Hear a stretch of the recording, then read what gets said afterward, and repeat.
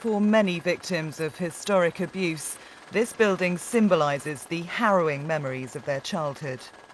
No more so than for this man, who says he was physically, mentally and sexually abused at the hands of his carers.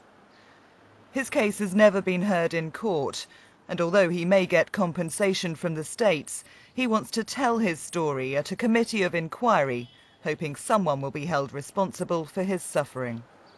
I was stabbed, tortured, abused, sexually abused, almost left for dead.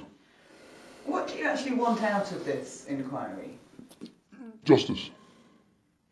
People that have abused people brought to justice and not just brushed under the carpet and forgotten.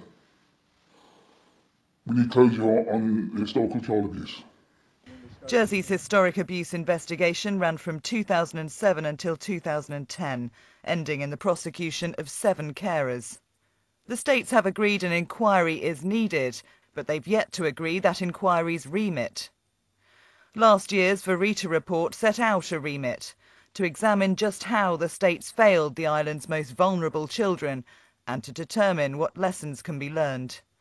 But now a UK child protection expert has been drafted in to make sure the inquiry's more of a healing process than a blame game. Abuse victims met with the UK childcare expert Andrew Williamson here today to discuss his input into this inquiry. We weren't allowed into that meeting and we were refused an interview with Mr Williamson and the Chief Minister Ian Gorst.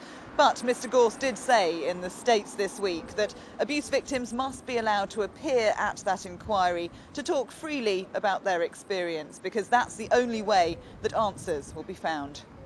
But victims are worried the terms of the inquiry will be tampered with.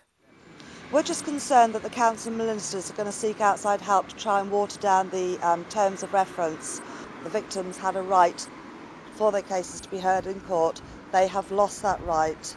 They have been cheated of getting fair justice, and therefore this is the only way now that they can get closure.